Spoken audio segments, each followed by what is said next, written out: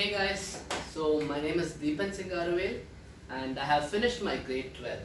So I wanted to start this YouTube channel so that I could help the present grade 12 students. They can learn from the tutorials and also from school, so it's going to be beneficial for some.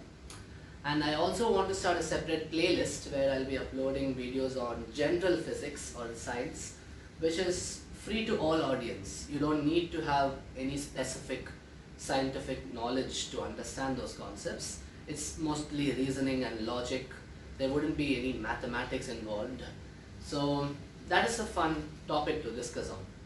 Anyways, so how I'll be covering these portions is I'll be going through the topics from the first chapter onwards, and each video will have certain amounts of topics of that one specific chapter because I can't cover an entire chapter in a video. So for today we'll be doing about electric fields, electric charges and fields, which is the first chapter. We'll just go through the basic definitions, the meanings, the interpretations. And in the next video we'll be doing the derivations regarding the certain aspects of this chapter. So before we start, what exactly is an electric charge? What causes a body to have a charge? Why do some bodies get charged when a charge is brought close to it? So these are the questions we'll be answering today. So first let's talk about a simple topic called induction. So what is induction? Induction, okay, you might have experienced this at times when you feel a sudden slight shock in your hand when you touch a surface. So this is an example of induction. So without your knowledge previously, you would have maybe rubbed in an insulating surface. So this causes an accumulation of charges on your hand. And next, when you touch a metallic surface or a conductor, it causes a discharge of these accumulated charges, giving rise to a current. This is what you feel as that minute shock. So if you need to talk about it in a more scientific way, so let's consider this experiment. You have two spherical charged conductors placed in contact with each other. Both of these are initially neutral, they are not charged. So, however, we can induce a charge in them without directly connecting them to a circuit. And how do we do that? And that is induction. Let's bring a positively charged rod next to it. We are not touching it, but we are bringing it next to it. So, as we know that positive and positive charges repel and positive and negative charges attract. So this spherical conductor is going to have a lot of abundant protons and electrons which give them the positive and negative charge. So all protons being positively charged are going to drift away from the left side of this conductor because of the positive charge. So let's say the positive charges from here move to the other side. So you're going to get the second conductor accumulated with positive charges. Yes, there are going to be some negative charges, but its overall effect is going to be neglected because the majority of the charges are positive. Similarly, the negative charges present in both the conductors are going to shift towards the left side because negative and positive attracts. So you get negative, negative, all negatively charged. Now let's just separate the two conductors into two units. Initially they were neutrally charged, but now they are having a charge on them. One of them being positively charged and the other one being negatively charged. This process is known as induction. So after seeing induction, we can talk about what is electrostatics. Electrostatics is the field of study of charges. And from the name itself, you can see it's static. That means the charges should be stationary. And why should they be stationary? This is actually a part of a different chapter, but when charged particles move, they produce magnetic fields. So when our entire purpose is to study about electric fields, the presence of a magnetic field actually spoils its whole point. So we make sure, so the conditions for electrostatics are that a particle must be charged and it must be stationary. And then we can continue with our learning. So a charge, let's say a charge is placed in a region, positively charged particle.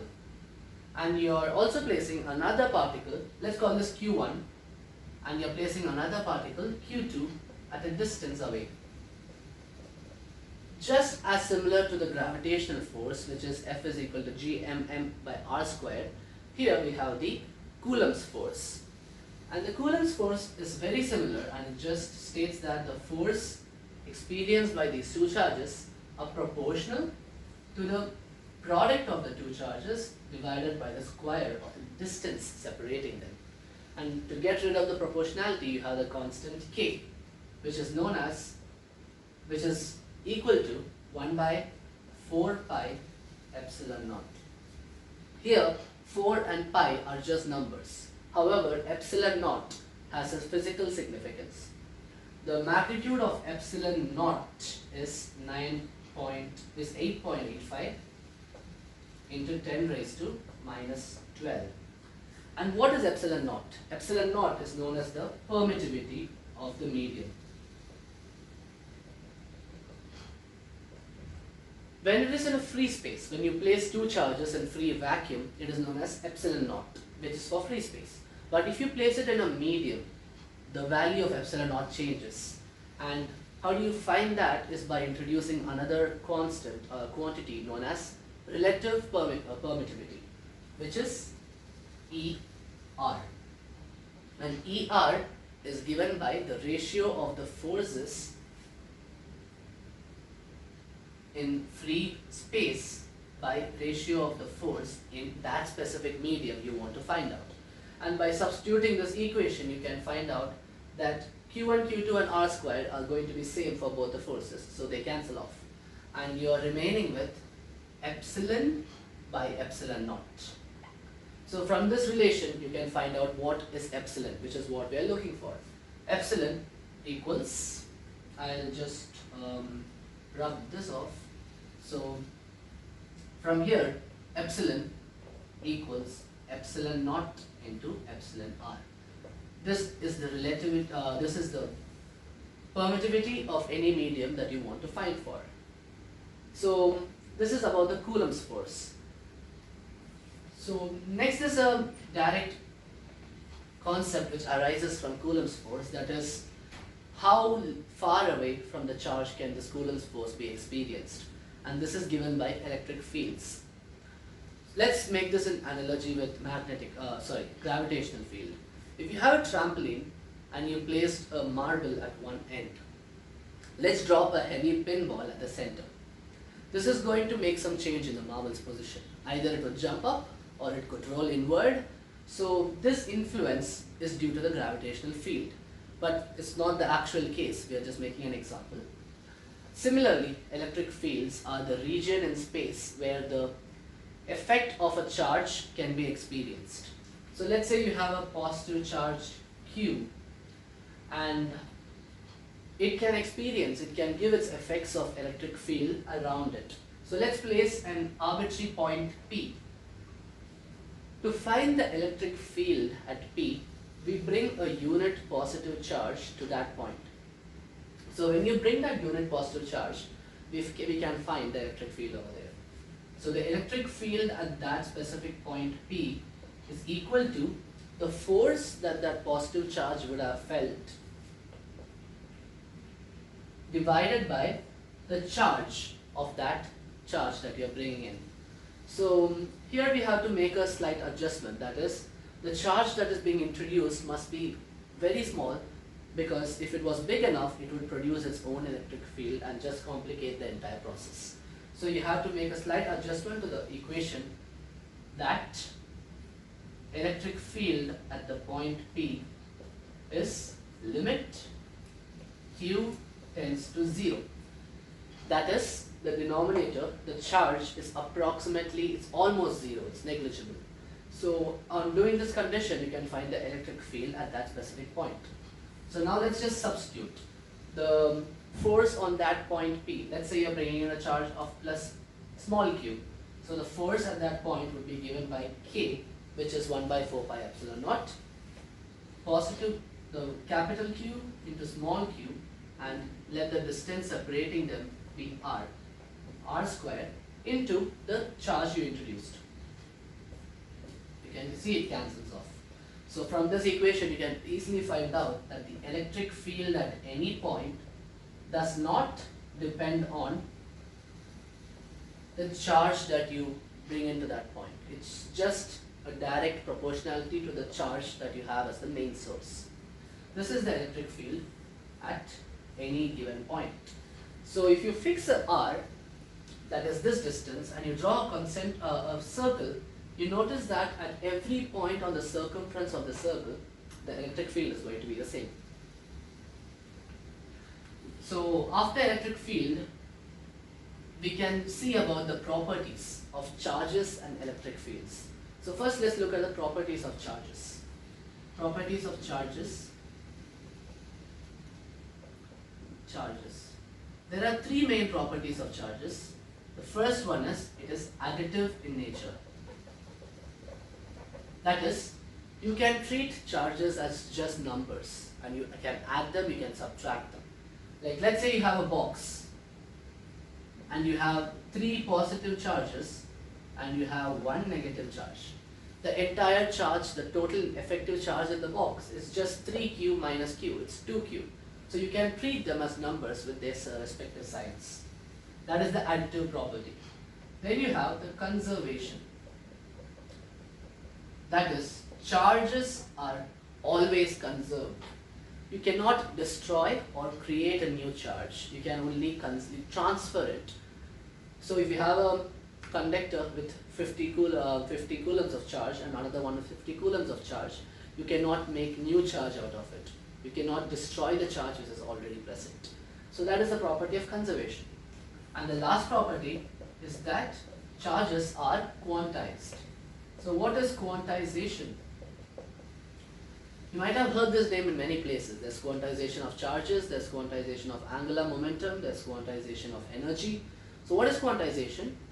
If you see by the word itself, it means to restrict the total amount it can possess. So for example, you're not allowed to buy 50 kilograms of a specific substance, but you can buy 50 of 1 kilogram of those substances. So you see the difference. Quantization restricts the total amount in a specific unit, but you can have how many of those units you want. So if you see the total charge in a body, it's always n times the charge possessed by an electron or a proton, which is the magnitude. Electron's magnitude is 1.6 into 10 raised to minus 19 coulomb. So you take any charged body, you'll always find the charge to be an integral multiple of n. It can never be 1 by 2e. It can never be a fraction of e. It can never be a decimal of e.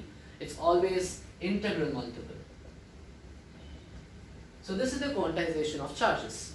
These are the properties of charges. So next we'll see properties of electric field lines. So what are field lines first of all? Field lines, just like magnetic field lines, electric field lines help in tracing the path of how an electric force would act between two charges. They help in tracing the path, they help in predicting what would happen. So if you talk about electric field lines,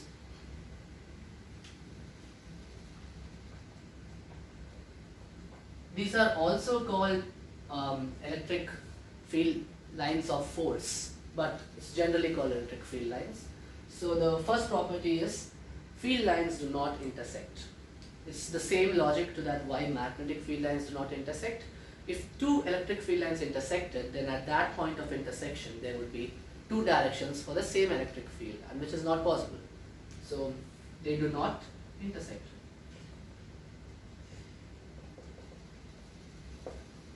And the second point is that electric field lines do not form closed loops.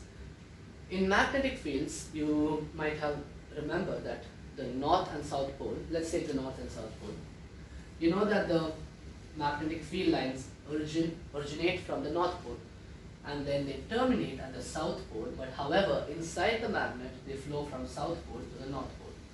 Hence they form closed loops, but they do not form closed loops for electric fields. In electric fields they start from positive and they end at negative. They end, they do not form a closed loop. Or else there's another option, they start from positive and they extend up till infinity. These are the two possibilities. They can never form closed loops. They do not form closed loops.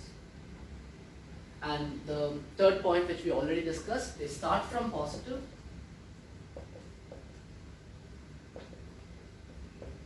end at negative or infinity.